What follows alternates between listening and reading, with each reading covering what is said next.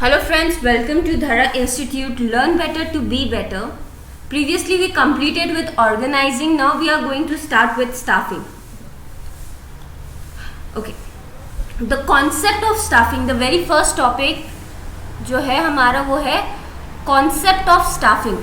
तो staffing का basic मतलब क्या होता है? अगर हिंदी टर्म में मैं आपको आसान भाषा में समझाने की कोशिश करूँ तो staffing का basic मतलब ये है कि सही बंदों को सही पोजीशन में अपॉइंट करना, क्योंकि ऑर्गेनाइजेशन के लिए जो ह्यूमन रिसोर्स होता है वो एक्चुअल में एसेट होता है.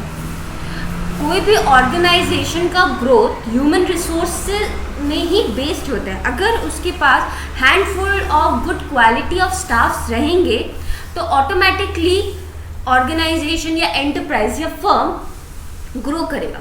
अगर एक एग्जाम्पल ले, आप एक फर्म में काम करते हो जहाँ पर एक स्टाफ है, आप एक दुकान के मालिक हो जहाँ पर एक स्टाफ काम करता है. वो क्या करता है, आप जाते हो पीछे से वो चोरी करता है, ठीक है, घोटाला करता है, बिल्स को कुछ करके आपको ज़्यादा एक्सपेंस दिखाता है एंड देन बाद बाकी जो एक्स्ट्रा अमाउंट है वो अपने पॉकेट में डाल देते हैं. तो ये क्या फर्म को ग्रोथ करने में हेल्प आएगा? नहीं, बिकॉज द रिसोर्स जो ह्यूमन रिसोर्स है वो गुड क्वालिटी के लिए. यहीं पर एक ईमानदार आदमी होगा, वो आपको ट्राई करेगा कि आपको जो भी रिसोर्सेज आपको चाहिए, जैसे रॉ मटेरियल हो गया, वाटर हो गया, वो सब कम से कम दाम में, लेबर्स हो गए, कम से कम दाम में वो आपको अरेंज करके दे. इससे क्या होगा, फर्म को बेनिफिट होगा, उनके एक्सपेंसेस कम होंगे. तो ये हो गया good quality of staff. Second जो पॉइंट स्टाफिंग में हमें जानना इम्पॉर्टेंट है, जो मैनेजर होता है, जो एक्चुअल में ये काम देखते हैं कि लोगों को अपॉइंट करने का, तो उसका एक और ड्यूटी है. बाय चांस मैं किसी फर्म में काम कर रही हूँ, ओके, मैं एक फर्म में काम कर रही हूँ एंड मैंने आज ये जॉब छोड़ दिया, आई क्विटेड, मुझे और नहीं करना था यहाँ. तो यहाँ पर मैनेजर क्या करेगा, हाथ पे हाथ दे के बैठा रहेगा? नो, वो ट्राई करेगा जो मेरा ये जो पोजीशन है, वो दूसरा बंदा को लेके आए और इमीडिएट इस जगह को फील करे.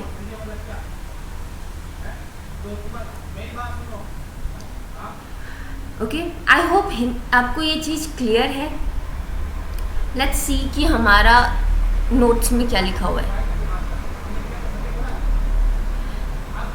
It is a fact that organization foundation is based on quality staff. और एक्चुअल में कोई भी फर्म का ग्रोथ या कोई भी एंटरप्राइज का ग्रोथ एक गुड क्वालिटी ऑफ स्टाफ पे डिपेंड करता है. The employees are the asset of the firm. An organization needs to fill the right position with the right person. अगर मैं देयर इज़ अ वैकेंसी कि मुझे एक वेल क्वालिफाइड इंसान चाहिए जो मार्केटिंग का काम कर सके, तो ये जो इंसान होगा इसका क्वालिफिकेशन क्या होना चाहिए? He should be good with communication, okay, he should be gentle, customer के साथ कनेक्ट कर सके, और ये एक्सपीरियंस्ड हो. एक्सपीरियंस बहुत काउंट करता है. अगर आप एक्सपीरियंस होगा, आप जान सकोगे कि आप कैसे सिचुएशन के साथ डील करें, क्योंकि आप बहुत बार वो सिचुएशन में आ चुके होंगे. और तो मुझे इस टाइप का एक बंदा चाहिए. देन पर मैंने क्या किया, मैंने एक नॉर्मल इंसान जिसको कोई भी मैनेजर का स्किल नहीं पता था, कुछ भी नहीं आता था, उसको अपॉइंट कर लिया. मैंने इस इंसान के बदले मैंने एक ऐसा इंसान को अपॉइंट कर लिया जिसको कोई भी काइंड ऑफ स्किल्स नहीं थे, ठीक है, फ्रेशर था. Second, very bad communication skill, ठीक है, जब देखो तब अब्यूसिव होता है, जब देखो तब लड़ाई झगड़ा करता है. तो आपको क्या लगता है, तो ये क्या राइट टाइप ऑफ स्टाफिंग मैंने यहाँ पर किया है? नहीं. तो यहाँ पर बहुत क्लियर टर्म में बोला गया है, an organisation need to fulfill the right position with right person. तो this is a wrong person. I need to find this kind of person जो मेरा communication skill अच्छा हो, जो बहुत gentle हो, कस्टमर के साथ well behave करे and experience हो. I hope this is clear to you. Okay, now let me rub this.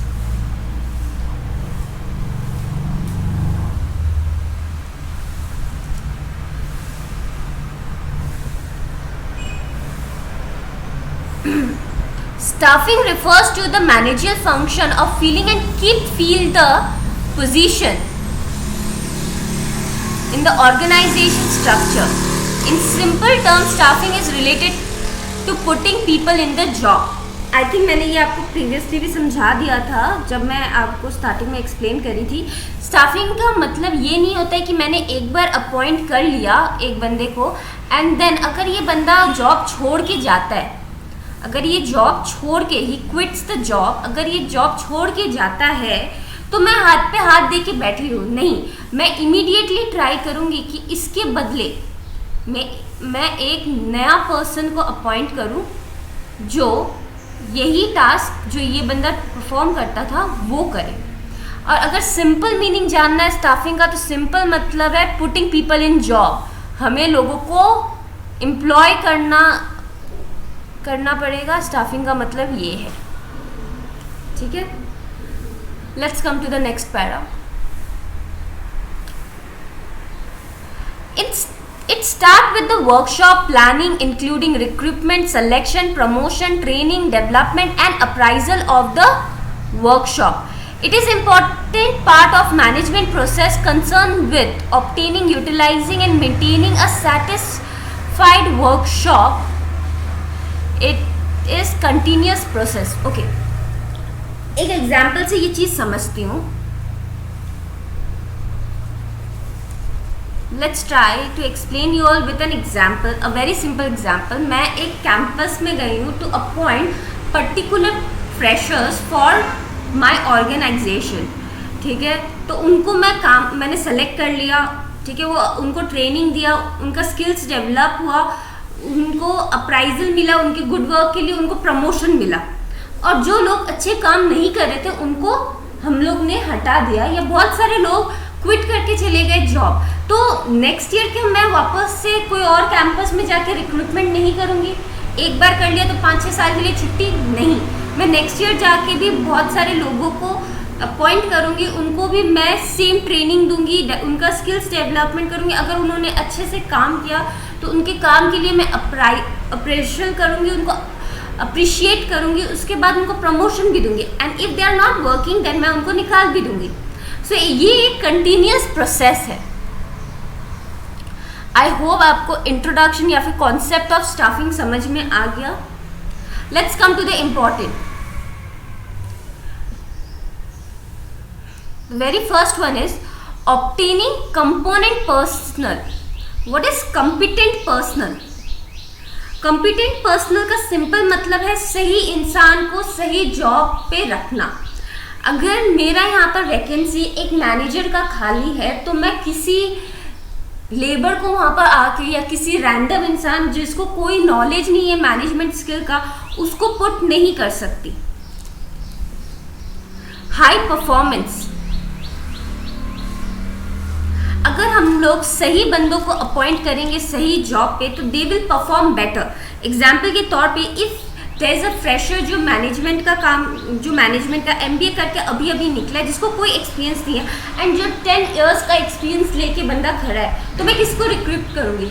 मैं 10 इयर्स का एक्सपीरियंस को करूँगी. रीज़न वो जो हाई परफॉर्मेंस जो वो दे सकता है, जो परफॉर्मेंस का लेवल उसका होगा वो फ्रेशर का नहीं होगा. नो डाउट अगर हम लोग फ्रेशर को ट्रेन करेंगे तो वो भी बेटर परफॉर्म कर सकेगा. बट एट पर्टिकुलर टाइम अगर मैं अपने ऑर्गेनाइजेशन के बारे में सोचूं कि मुझे एक हाई परफॉर्मेंस वाला बंदा चाहिए तो मैं वो एक्सपीरियंस वालों को अपॉइंट करने में ज़्यादा इंटरेस्टेड हूँ. कंटिन्यूस ग्रोथ, अगर हम लोग प्रॉपर स्टाफिंग करते हैं तो इससे क्या होता है, जो हमारा ऑर्गेनाइजेशन है, जो हमारा एंटरप्राइज है, जो हमारा फर्म है, उसका सर्वाइवल और ग्रोथ कंटिन्यूस होता है। देखो, अगर हम लोग एक रॉन्ग बंदे को अपॉइंट करते, सोचो मेरा एक छोटा सा फर्म है, मैं ट्रेडिंग करती हूँ, मैंने एक स्टाफ को अपॉइंट किया है, मैंने बोला तुम एक काम करना, तुम सारे के सारे एक्सपेंसेस को नोट डाउन करना एंड मुझे मंथ के एंड में बता देना। मैं क्या कर रही हूँ, मैंने सारा चीज़ वो स्टाफ पे छोड़ दिया। अब वो स्टाफ मेरे पीछे से क्या करता है, घोटाला करता है, एक्सपेंसेस को ज़्यादा दिखा के करता है, चीज़ों को तो मैनिपुलेट करता है। इससे क्या होता है, मेरा एक्सपेंस इंक्रीज हो जाता है। तो क्या मेरा सर्वाइवल और ग्रोथ ऑफ फर्म होगा या एंटरप्राइज होगा? नहीं। यहीं पर अगर मैं एक बहुत मेहनती इंसान को रखूं जो मुझे एक्सपेंसेस कम करके दे, मेरे को हेल्प करे कि मैं चीप लेबर या चीप रिसोर्सेज कहीं से अरेंज कर सकूं, चीप ओवर हियर मीन्स कम कॉस्ट पे रिसोर्सेज अरेंज कर सकूं, तो इससे क्या होगा, सर्वाइवल और ग्रोथ ऑफ एंटरप्राइज कंटिन्यूस रहेगा। Optimum utilisation of human resource. देखो, अगर एक वेल स्किल्ड बंदा रहेगा तो वो पूरी तरीके से रिसोर्सेज का ऑप्टिमम यूटिलाइजेशन करना जानता है, क्योंकि वो उसका यही काम है, वो इसी चीज़ में एक्सपीरियंस है, वो कुछ भी चीज़ हमें वेस्ट होने नहीं देगा। पर वेर एज एक अंडर एक्सपीरियंस बंदा होगा जो फ्रेशर होगा, तो वो इतना अच्छे से रिसोर्सेज को यूटिलाइज नहीं कर पाएगा, because he has no knowledge practically कि चीज़ों को कैसे करना है। ओके, तो इससे क्या होगा, under utilization of personal resources हो सकता है, लेबर्स का या फिर मटेरियल का, इससे अल्टीमेटली कॉस्ट इंक्रीज होगा, अल्टीमेटली एक्सपेंस इंक्रीज होगा एंटरप्राइज का, जिससे एक फ्लो जो होता है ना ग्रोथ का, उसमें ब्रेक आ जाता है। Improve job satisfaction. देखो, एक अगर अच्छा 10 बंदों को मैं रिक्रूट करती हूँ, मैं 10,000 देती हूँ, ठीक है, तो वो बंदे उस अमाउंट से खुश नहीं है तो वो चोरी करेंगे। यहीं पर मैं 3 या 4 अच्छे बंदों को अपॉइंट करती हूँ और मैं 30,000 देती हूँ, तो they are happy with their salary plus they are doing their work correctly, अच्छे से कम कॉस्ट में, जो ग्रोथ ऑफ एंटरप्राइज में हेल्प करता है। तो अल्टीमेटली यहाँ पर क्या मतलब है कि हम लोग अच्छे बंदों को, क्वालिटी ऑफ पीपल को हम लोग अपॉइंट करें, इससे क्या होगा, उन लोग का भी मॉरल इंक्रीज होगा, उन लोग भी और मेहनत से काम करेंगे। सेकेंडली, एंटरप्राइज का भी ग्रोथ और सर्वाइवल कंटिन्यूस रहेगा। I hope importance of staffing is clear to you. Let's come to the process, staffing process.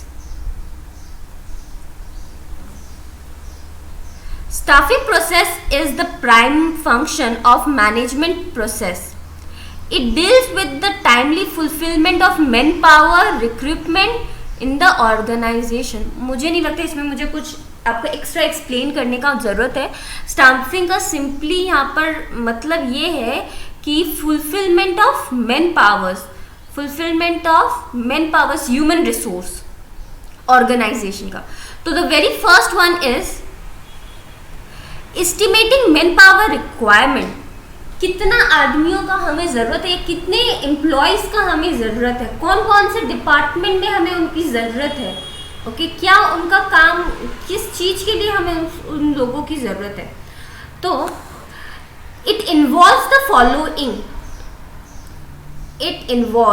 Following. The very first is making inventory of current human resource in term of qualification, training and skills।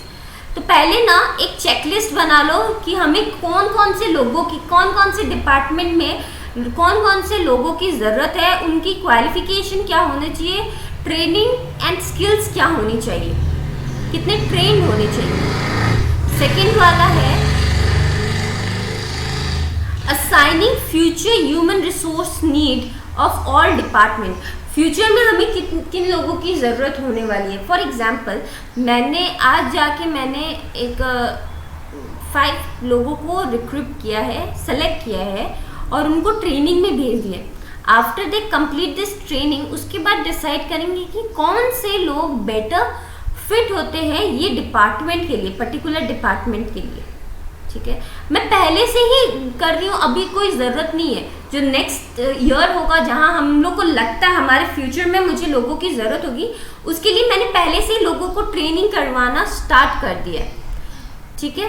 तो तो ये यहीं पर यही बोल रहा है हमारा फ्यूचर में ह्यूमन रिसोर्स कौन कौन से डिपार्टमेंट में होंगे, उस चीज़ को एक्नॉलेज करना और उस चीज़ के लिए पहले से लोगों को सेलेक्ट करके ट्रेनिंग करवा देना, उनको उस वे में क्वालिफाइड, उनको स्किल्ड करवा देना, जिससे जब हमें उनकी ज़रूरत हो तो वो आ सके, वो वहाँ पर प्रेजेंट हो। Developing a program to provide the human resources. Job analysis is an intensive way of finding detail related to all job. इसमें आई डोंट थिंक सो कि आपको कुछ एक्सप्लेन करने की ज़रूरत है। जॉब एनालाइज क्या है, कौन कौन सी लोगों की ज़रूरत है, कौन कौन से, हम लोग वेबसाइट में ऐसे सर्च नहीं करते जॉब वैकेंसी कौन कौन से जॉब में है, एंड देन वी एनालाइज कि अच्छा यहाँ पर मैं फिट हो रही हूँ नहीं हो रही हूँ। उन लोग वहाँ पर ये भी पुट करते हैं हमें एक सेल मैनेजर की ज़रूरत है जिसको एटलीस्ट मिनिमम 2 इयर्स का एक्सपीरियंस होना चाहिए। एंड देन हम लोग क्या करते हैं, अच्छा अगर हमारे क्वालिफिकेशन के साथ वो जो उन लोग को जो ज़रूरत है होता है तो हम लोग जाके वहाँ पर अपना रिज्यूम फिल करते हैं। It's a kind of job analysing things.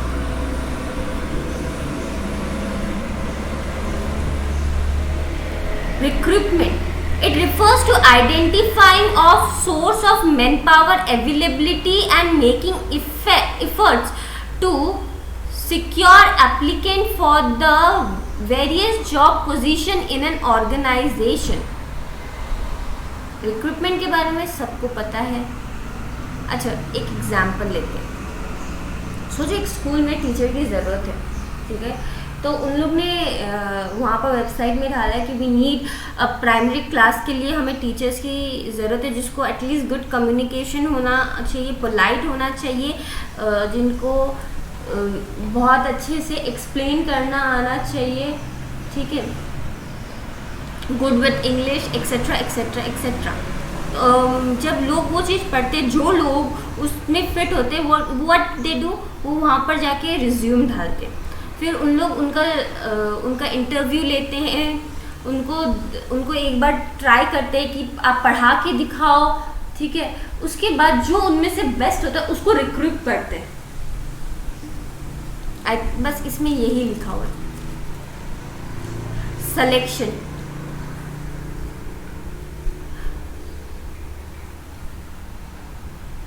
it is a process of choosing and appointing the right candidate for the various job in an organization through various exam, test and interviews. Very clear. Selection का मतलब क्या, सही बंदों को सही जगह सही job के लिए सेलेक्ट करना, और ये कैसे हो सकता है, through exams, test, interview, okay. Placement and orientation. When a new employee is report for duty, he is to be placed on the job for which he is to be suited. Placement is very important process as it can ensure right person for right job. Orientation induction is concerned with the process of introducing a new employee to the organization. The new employee are familiarized with their unit supervisors and fellow employees. They are also to be informed about working hour, procedure for availing leave, medical facility history and geography of the organization, and rules regulation related to their wage etc. Okay. Placement orientation का मतलब क्या होता है, जब हम लोग first day job करने जाते हैं तो हमें हमारे जो कैंपस होते हैं जहाँ पर हम लोग काम करने वाले हैं उसके बारे में पूरा ओवरव्यू बताते हैं। हमें ये बताया जाता है कि हम लोग कहाँ पर कौन से डिपार्टमेंट में काम करने वाले हैं, ठीक है। हमें ये बताया जाता है कि हमारा सुपीरियर कौन है, सुपरवाइज़र कौन है। सेकेंड, हमें ये बताया जाता है हमारे फेलो एम्प्लॉयज़ कौन है। हमें वर्किंग आवर्स के बारे में अवेयर किया जाता है कि आप इस टाइम से इस टाइम तक यहाँ पर काम करोगे, आप कितना लीव अवील कर सकते हो, मेडिकल फैसिलिटी जो आपको हमारा कैंपस प्रोवाइड करेगा, हिस्ट्री ऑफ कैंपस, उसके बाद जियोग्राफी की कहाँ कहाँ वो स्प्रेड हुआ है। प्लेसमेंट एंड ओरिएंटेशन का सिंपल मतलब यही है।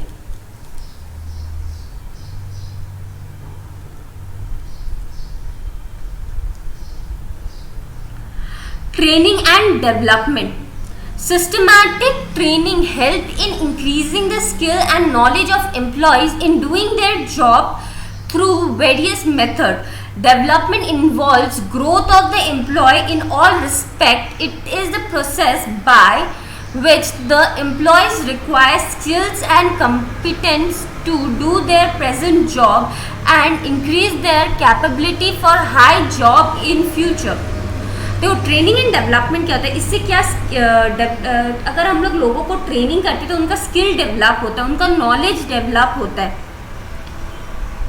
ठीक है, जो हेल्प करता है ऑर्गेनाइजेशन को ग्रो करने में. Even it increase their capability for higher job in future.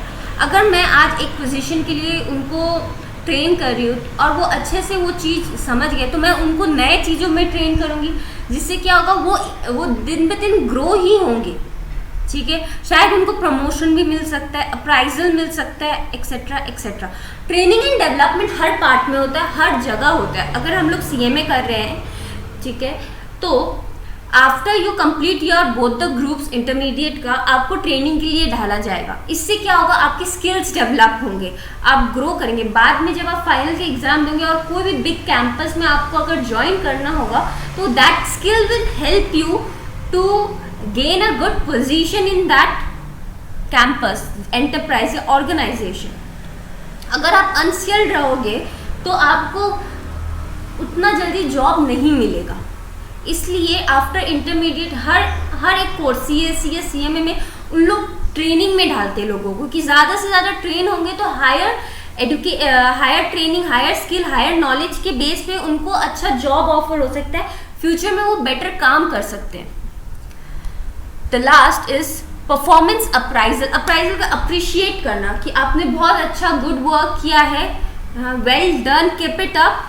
Performance appraisal it is concern with rating और evaluating the performance of employees. Compare करना, प्रीवियसली आपने कैसे किया, अब आप कैसे कर रहे हो, या दूसरे एम्प्लॉयज के साथ आपने देखो कैसा किया और आपने कैसा किया. दो इंसानों के बीच कंपेयर करना या एक ही इंसान का प्रीवियस वर्क और रिसेंट वर्क को कंपेयर करना. Transfer and promotion of the staff are based on performance appraisal. By chance आपने बहुत अच्छा काम किया तो आपको एक अच्छी जगह पे ट्रांसफर हो गया या आपका प्रमोशन हो गया, ठीक है. अगर हम लोग दो इंसान को कंपेयर कर रहे हैं तो हम लोग ये चेक करेंगे कौन बेटर परफॉर्म किया, उसको हम लोग प्रमोट करेंगे. आई होप आपको प्रोसेस ऑफ स्टाफिंग क्लियर है.